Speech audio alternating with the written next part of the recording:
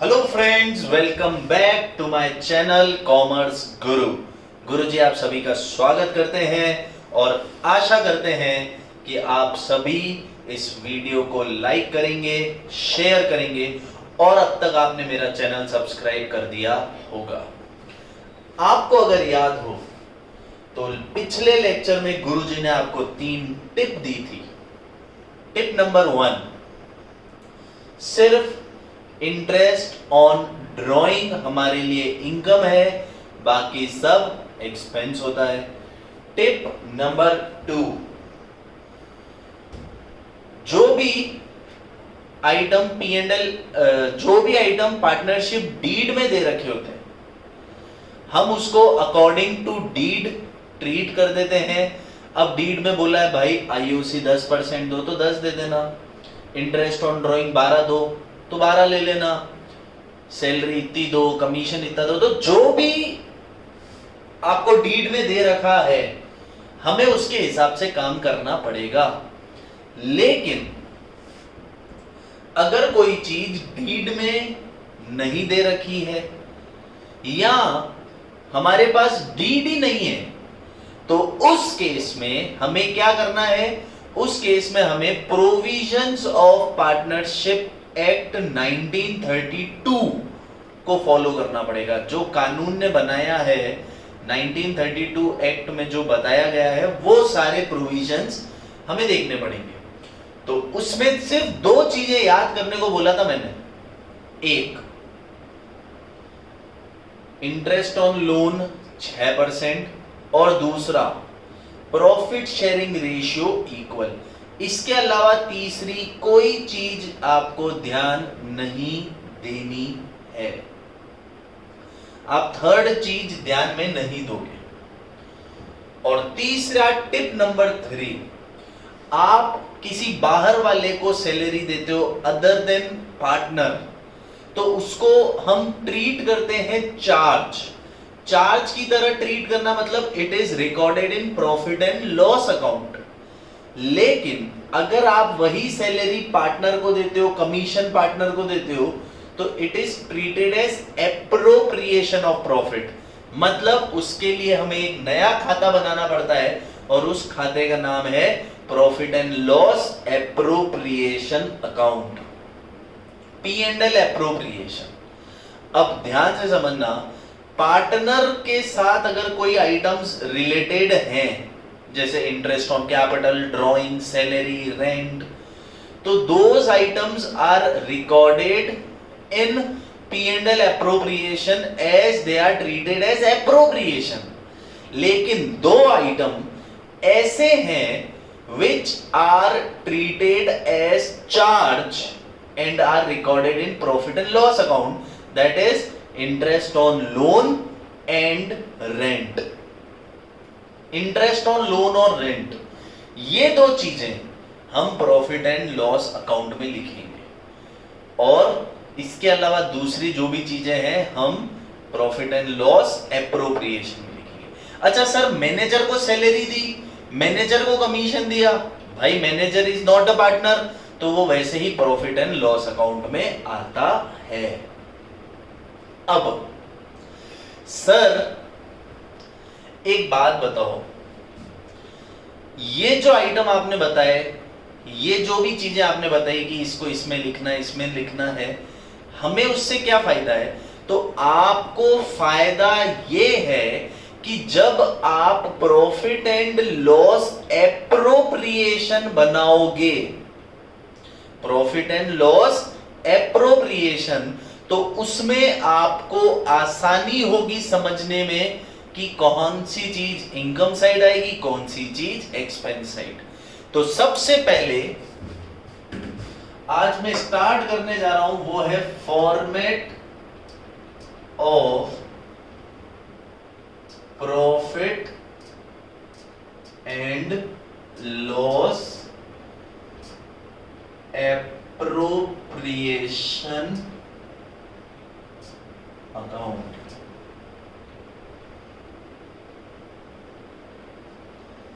Format देख रहे हैं अपन, तो इसका format same profit and loss जैसा बनेगा। जो format profit and loss account का है, same to same debit credit particulars amount particulars amount. अब आपको अगर याद हो तो फाइनेंशियल स्टेटमेंट में सबसे पहले हम ट्रेडिंग बनाते थे। ट्रेडिंग से जो बैलेंसिंग फिगर निकल कर आता था वो होता था ग्रॉस प्रॉफिट। उस ग्रॉस प्रॉफिट को हम प्रॉफिट एंड लॉस अकाउंट में ट्रांसफर करते थे।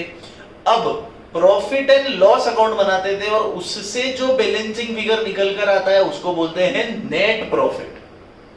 तो यहां पर वो नेट प्रॉफिट ट्रांसफर किया जाएगा। यहां पर वो जो नेट प्रॉफिट था, आप उस नेट प्रॉफिट को ट्रांसफर करोगे। सर नेट प्रॉफिट को ट्रांसफर करोगे का मतलब सीधी गणित है। आपको अगर याद हो तो पिछले लेक्चर में मैंने ये बताया था कि प्रॉफिट एंड लॉस अकाउंट से जो प्रॉफिट निकल कर आता है वो profit and loss appropriation account में बांटा जाता है। तो पी एंड एल अकाउंट से तो प्रॉफिट निकलेगा और पी एंड एल एप्रोप्रिएशन में वो प्रॉफिट बटेगा।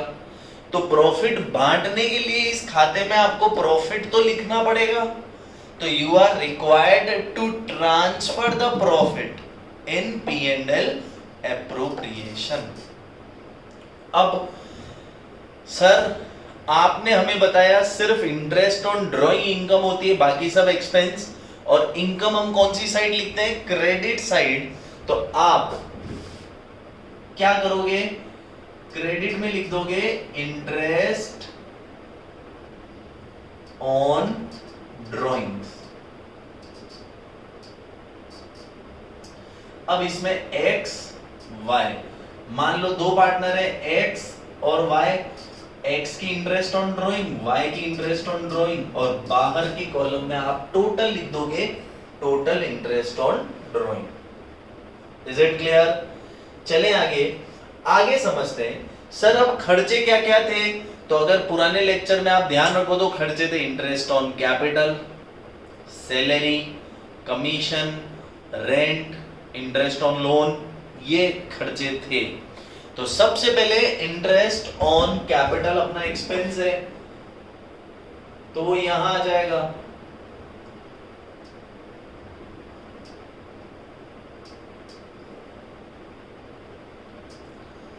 x और y, x से जितना भी इंटरेस्ट आ रहा है, y से जितना भी, यहां लिखो।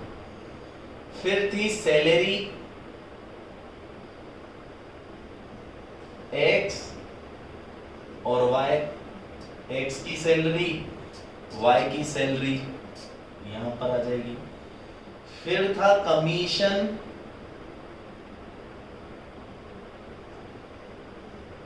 x y, x को कमीशन, y को कमीशन, और ये बाहर आ गया टोटल। अब था इंटरेस्ट ऑन लोन।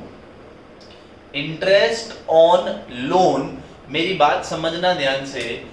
आपको अगर याद हो तो मैंने बताया था कि दो आइटम ऐसे होते हैं जो भले आप दे पार्टनर को रहे हो मगर वो चार्ज होते हैं। चार्ज मतलब वो अपने लिए खर्चा है। खर्चा मतलब उनको पी एंड एल एप्रोप्रिएशन में नहीं लिखना है, उन खर्चों को प्रॉफिट एंड लॉस अकाउंट में लिखना होता है। तो वो जो दो आइटम है उसको आप कहां रिकॉर्ड करोगे? पी एंड एल अकाउंट में, प्रॉफिट एंड लॉस अकाउंट में। और वो दो आइटम थे इंटरेस्ट ऑन लोन और रेंट। ये दो चीजें कहां आएगी? प्रॉफिट एंड लॉस अकाउंट में। इसलिए आप उन दो चीजों को यहां पर रिकॉर्ड नहीं कर सकते हो। Is that clear? चले आगे। सर तो P&L और वो इंटरेस्ट ऑन लोन और रेंट P&L में आए होंगे, तो इसका मतलब ये जो प्रॉफिट है ये P&L का प्रॉफिट आया है, तो हम ये अज्यूम कर रहे हैं कि ये प्रॉफिट उसके बाद रिकॉर्ड हुआ है। अभी आपको टिप्स मिलेगी, चिंता मत करो, पर फिलहाल ये समझ लो कि ये प्रॉफिट P&L अकाउंट से आया है, तो हम ये मान के चल रहे हैं कि ये कौन सा प्रॉफिट होगा, after all charge. Is that clear? चलो अब ये तो मेरा प्रॉफिट था, तो क्या ये जरूरी है कि हम जितना भी प्रॉफिट कमाएंगे वो पूरा का पूरा निकाल के घर ले जाएंगे? आप सोच के देखो, क्या ये जरूरी है कि हम जो भी प्रॉफिट कमाते हैं वो घर ले जाएं? ऐसा जरूरी नहीं है, क्योंकि कई बार पार्टनर्स फ्यूचर अनसर्टेनिटी के लिए कुछ प्रॉफिट को साइड में रख देते हैं एज अ रिजर्व। रिजर्व का मतलब कि पार्टनर्स प्रॉफिट को साइड में रख देते हैं कि यार इसको अभी नहीं बांटते हैं, इसको बाद में बांटेंगे, इसको बाद में देखेंगे, क्योंकि हो सकता है आने वाले टाइम में कुछ गड़बड़ हो जाए, कुछ भी तरह का नुकसान हो जाए, तो अपन के पास पैसे होने चाहिए सेटल करने के। तो जो भी प्रॉफिट है, अगर आपको क्वेश्चन में बोल रखा है कि आपने इतना रिजर्व में डाल दिया, तो उसको ट्रांसफर कर देंगे अपन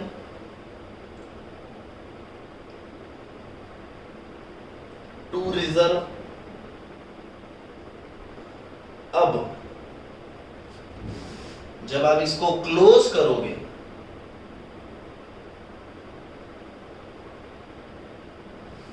मान के चलता हूं 11वीं क्लास में आप ये सीख चुके हो कि लेजर को बंद कैसे किया जाता है, बड़ी टोटल में से छोटी टोटल माइनस करके बैलेंसिंग फिगर आता है।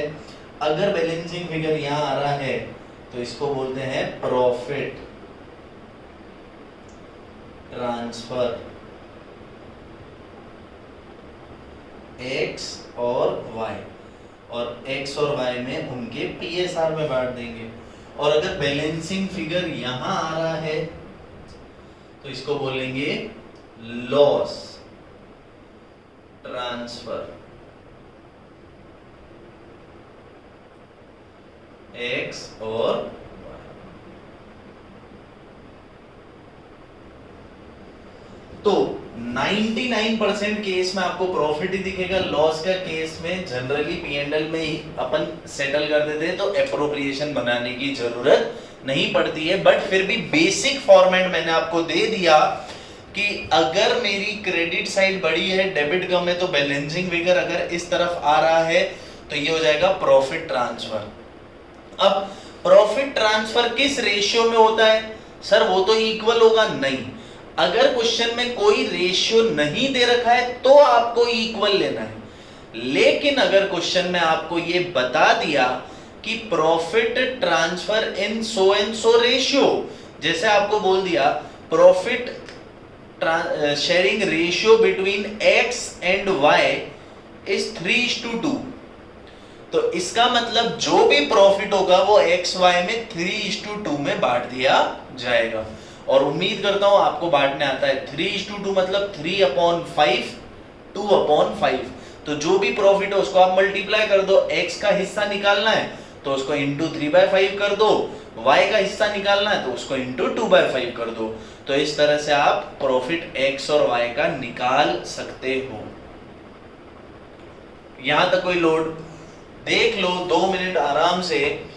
प्रॉफिट P&L वाला आएगा, इंटरेस्ट ऑन ड्रॉइंग इनकम है, बाकी सब खर्चे हैं, तो इंटरेस्ट ऑन कैपिटल हो गया, सैलरी हो गया और कमीशन हो गया। तो अगर आप ध्यान से देखो तो यहां पर केवल 4 ही आइटम है। इंटरेस्ट ऑन ड्रॉइंग क्रेडिट हो रहा है, इंटरेस्ट ऑन कैपिटल डेबिट हो रहा है, सैलरी डेबिट है और कमीशन डेबिट है। 4 आइटम के अलावा पांचवा तो है ही नहीं। प्रॉफिट आ रहा है और जो बच रहा है वो बढ़ रहा है। तो आपको सिर्फ 4 आइटम याद रखने हैं। उसमें भी याद क्या रखना, सिर्फ ध्यान क्या देना है, इंटरेस्ट ऑन ड्रॉइंग हमारी इनकम होती है इसलिए वो क्रेडिट में है, बाकी सब डेबिट में आ जाएगा, IOC सैलरी और कमीशन। और 2 आइटम होते हैं, अगर उनके लिए बोल रखा हो तो वो पी एंड एल अकाउंट में आते हैं। तो आप मेरी बात ध्यान से समझना। अब जो गुरुजी आपको टिप्स दे रहे हैं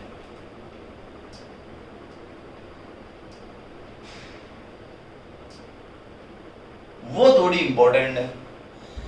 टिप्स ये है कि सर ये जो प्रॉफिट दे रखा है ये कौन सा प्रॉफिट होना चाहिए, जो नेट प्रॉफिट आपको दे रखा है ये कौन सा प्रॉफिट होना चाहिए। तो आप जरा दिमाग लगाओ, ये प्रॉफिट कौन सा होना चाहिए। ये प्रॉफिट तो सर जो पी एंड एल अकाउंट में हमें आइटम दे रखे हैं उन सब खर्चों के बाद, तो net profit should be after all charges. After all charges, charge किस में आता है, पी एंड एल में, that is P and L items. मतलब अगर मुझे पी एंड एल का कोई आइटम दे रखा है तो सीधी गणित है, मुझे क्या चाहिए, आफ्टर। आफ्टर का मतलब पी एंड एल के वो आइटम के माइनस करने के बाद, क्योंकि पी एंड एल में अगर कोई भी आइटम आता है तो वो हमारे लिए खर्चा होता है और हमारे खर्चे होने से हमारा जो प्रॉफिट है वो कम हो जाता है। भाई मैंने 1 लाख रुपए कमाए, 10,000 बिजली का बिल भर दिया तो बचा कितना, 90। मैंने 1 लाख कमाए थे, 10,000 मेरे एम्प्लॉय को सैलरी दे दी, बचा कितना, 90। मैंने 1 लाख रुपए कमाए थे, 10,000 का रेंट भर दिया, बचा कितना, 90। तो आप नोटिस करो कि 1 लाख कमाए, अगर मैं कोई भी खर्चा करता हूं तो उससे मेरा प्रॉफिट जो होता है वो हमेशा कम हो जाता है। तो एक चीज याद रखना कि अगर मेरे को क्या दे रखा है, ये प्रॉफिट दे रखा है, तो मेरे दिमाग में ये होना चाहिए कि ये प्रॉफिट कौन सा होना चाहिए, after all items of P and L. मतलब जो भी आइटम पी एंड एल में आता है उस आइटम को सेटल करने के बाद। अब सवाल ये कि अगर मान लो इसने क्वेश्चन में दे दिया इंटरेस्ट ऑन लोन, क्वेश्चन में दे दिया रेंट टू द पार्टनर। अब सर क्वेश्चन में दे रहा है मतलब ये हमसे एडजस्टमेंट मांग रहा है कि भाई एडजस्टमेंट करो। तो कैसे करेंगे सर, हम कैसे करेंगे, वो तो प्रॉफिट एंड लॉस अकाउंट में आता है। तो अगर आप दिमाग लगाओ, उसको प्रॉफिट एंड लॉस अकाउंट बनाओ। अगर आप प्रॉफिट लॉस में बनाओगे, मान लो 1 लाख का प्रॉफिट है, आप मेरे को एक छोटी सी गणित बताना, 1 लाख का प्रॉफिट है और ये बोलता है interest on loan 10,000 to the partner. तो मुझे पता है कि इंटरेस्ट ऑन लोन तो किस में आता है, पी एंड एल में, और यहां पे कौन सा प्रॉफिट आता है, आफ्टर ऑल चार्जेस, मतलब पी एंड एल के आइटम्स के माइनस करने के बाद। ये बोलना चाह रहा है कि 1 लाख का जो प्रॉफिट आपने कमाया, 10,000 का इंटरेस्ट ऑन लोन और दे रखा है। तो अगर अलग से इंटरेस्ट ऑन लोन दे रखा है तो ये हिंट दे रहा है कि आपने वो interest on loan P and L में नहीं लिखा होगा, बाकी एडजस्टमेंट में क्यों देगा। तो अब हमें क्या करना है, हमारा टारगेट है कि वो interest on loan P and L में जाना चाहिए। आप अगर पी एंड एल बनाओगे तो आप लिखोगे 1 लाख का प्रॉफिट है, 10,000 का इंटरेस्ट ऑन लोन है, तो बचा कितना, 90, हाँ या ना।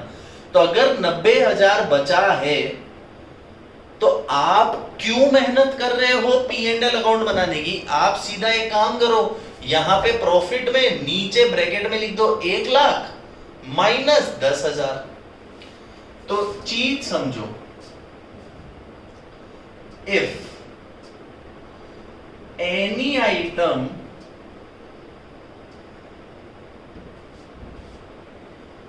related to P&L is given and it is unadjusted, unadjusted मतलब वो एडजस्ट नहीं है, then deduct it from profit, net profit. मतलब आप क्या करोगे, उस आइटम को नेट प्रॉफिट में से डिडक्ट कर दोगे। सिंपल सी गणित है। अगर आपको बोला है नेट प्रॉफिट हमारा 1 लाख है, रेंट टू द पार्टनर 5000 है, interest on loan to the partner 5000 है, तो आपको क्या करना है, मुझे पता है रेंट टू द पार्टनर तो P&L का आइटम है, interest on loan to the partner तो P&L का आइटम है, मैनेजर कमीशन तो P&L का आइटम है, मैनेजर रेम्यूनरेशन तो P&L का आइटम है। तो अगर मुझे क्वेश्चन में ये पॉइंट दे रखे हैं और हिंट दे रखी है कि ये अनएडजस्टेड है, या क्वेश्चन में मान लो हिंट भी नहीं है पर ये दे रखे हैं पॉइंट, तो मुझे अज्यूम करना पड़ेगा that these point are unadjusted and question is asking for the adjustment. तो हमें क्या करना है, हमें कुछ नहीं करना, नेट प्रॉफिट में से वो जो अनएडजस्टेड आइटम है उसको एडजस्ट करना है, और हमें क्या करना पड़ेगा, डिडक्ट, उस आइटम को डिडक्ट करना पड़ेगा प्रॉफिट में से। सिंपल। मैं कुछ एग्जांपल लिख रहा हूं जो P&L के जनरली आपके क्वेश्चन में आते हैं। वो है interest on loan to partner,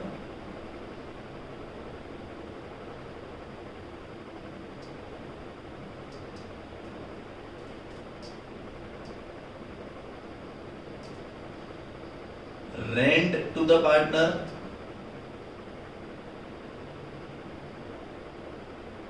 और सपोज मैनेजर आ गया तो मैनेजर कमीशन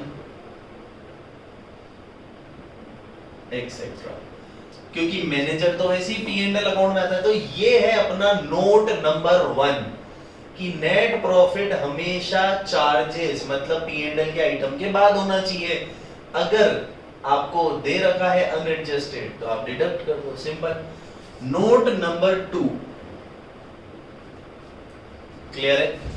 अब मुझे एक बात बताओ, आप करोगे क्या? चलो इस पूरे क्वेश्चन में अब हम क्या करेंगे, सर हमारे पास एग्जैक्ट प्रॉफिट आ गया, तो आप क्या करोगे, इस इंटरेस्ट ऑन ड्रॉइंग को जोड़ोगे, मतलब ये भूल जाओ एक बार लो, आप क्या करोगे, इसको प्लस करोगे क्योंकि सेम साइड है, और अपोजिट साइड वाले आइटम्स को क्या करेंगे, माइनस। मान लो ये 1 लाख है, ये 10,000 है, तो 1,10,000, ये 15, ये 20, ये 25 है, तो इसको माइनस करके बैलेंसिंग फिगर लाएंगे, हाँ या ना। मतलब ये जो प्रॉफिट है, क्या मैं इसको बोल सकता हूं, this profit is after adding this and deducting this. मतलब ये प्रॉफिट इस इनकम को जोड़ के इन खर्चों को घटाने के बाद का प्रॉफिट है। तो अगर मैं तुमसे पूछूं ये कौन सा प्रॉफिट है, क्या इसमें ये इनकम जुड़ी हुई, ये खर्चे घटे हुए? नहीं नहीं, अभी तो हम इसमें ये इनकम जोड़ेंगे, इन खर्चों को घटाएंगे, तब जाके हमारा प्रॉफिट जो बचा हुआ है वो आएगा। तो क्या मैं बोल सकता हूं कि यहां पर जो नेट प्रॉफिट हम लेते हैं वो हमेशा इन एप्रोप्रिएशन, इनको एप्रोप्रिएशन बोलते हैं। याद रख लेना जीवन में चीज, अगर कोई आइटम P&L में आता है डेबिट साइड तो उसे चार्ज बोलते हैं, और अगर कोई आइटम P&L एप्रोप्रिएशन में डेबिट साइड आएगा तो उसे एप्रोप्रिएशन बोलेंगे। तो क्या मैं बोल सकता हूं इस प्रॉफिट में आप एप्रोप्रिएशन माइनस करोगे तो ये प्रॉफिट आएगा, इसका मतलब इसमें से ये माइनस नहीं है। नहीं है मतलब ये प्रॉफिट कौन सा है, माइनस करने से पहले का प्रॉफिट है कि माइनस करने के बाद का प्रॉफिट है, पहले का। तो ये जो प्रॉफिट है ये हमेशा बिफोर एप्रोप्रिएशन होना चाहिए। तो net profit should be before all appropriation, मतलब after all charge, before all appropriation. After all charge मतलब P&L के बाद, और बिफोर मतलब एप्रोप्रिएशन से पहले। अब इसमें खास क्या है, sir if net profit is given after appropriation,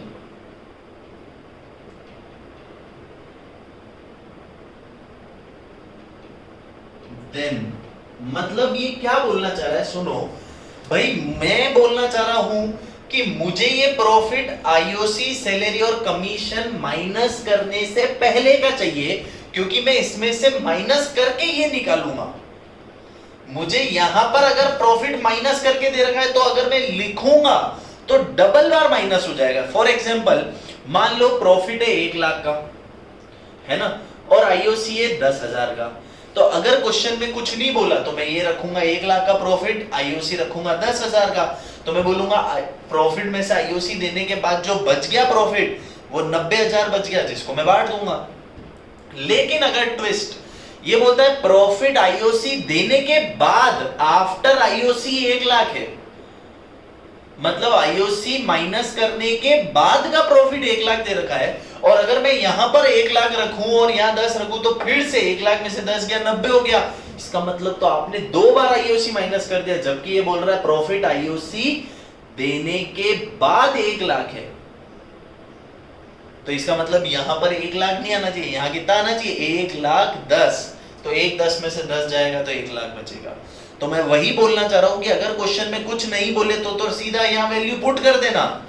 लेकिन अगर क्वेश्चन में क्या बोलता है कि ये जो प्रॉफिट है ये आफ्टर एप्रोप्रिएशन है, मतलब इन खर्चों के बाद है, इन एप्रोप्रिएशन के बाद है, देन हमें क्या करना पड़ेगा, add it in net profit. अब हमें इसको क्या करना पड़ेगा, ऐड करना पड़ेगा। अगर ये P&L का आइटम है तो डिडक्ट कर दो, एप्रोप्रिएशन में आफ्टर दे रखा है तो ऐड कर दो। और इसके एग्जाम्पल हैं interest on capital, salary to partner, commission to partner. ये जो पॉइंट्स हैं ये आपको ध्यान रखने। तो आपको सिंपल सी एक शॉर्ट में बता देता हूं, P&L एप्रोप्रिएशन बनाना है तो सीधी सी गणित है, इंटरेस्ट ऑन ड्रॉइंग इनकम है, बाकी आईओसी, सैलरी, कमीशन, एक्सपेंस है। ये जो प्रॉफिट है आप ये देख लो कि अगर ये प्रॉफिट आफ्टर एप्रोप्रिएशन है, मतलब इन तीन में से किसी के लिए भी, इसने बोला after salary, after IOC, after commission, कुछ भी बोले तो उसको प्रॉफिट में जोड़कर ऐड कर कर यहां दिखा देना। और अगर कोई P&L का आइटम दे रखा है जैसे रेंट, इंटरेस्ट ऑन लोन या मैनेजर से रिलेटेड, तो यहां पर प्रॉफिट डिडक्ट करके कर देना। आफ्टर दे रखा है तो ऐड कर देना, P&L का आइटम दे रखा है तो डिडक्ट कर देना। सिंपल सी दो चीजें हैं और फिर आप ये कैलकुलेट कर लेना। तो ये मोस्ट इंपॉर्टेंट टॉपिक मैंने आज कवर किया, P&L एप्रोप्रिएशन का फॉर्मेट। तो आप ध्यान से देख लें, कल इस पर अपन कुछ क्वेश्चंस करेंगे तो आपके लिए और इजी हो जाएगा। Thank you and please please please मेरा चैनल सब्सक्राइब करना मत भूलना। Thank you.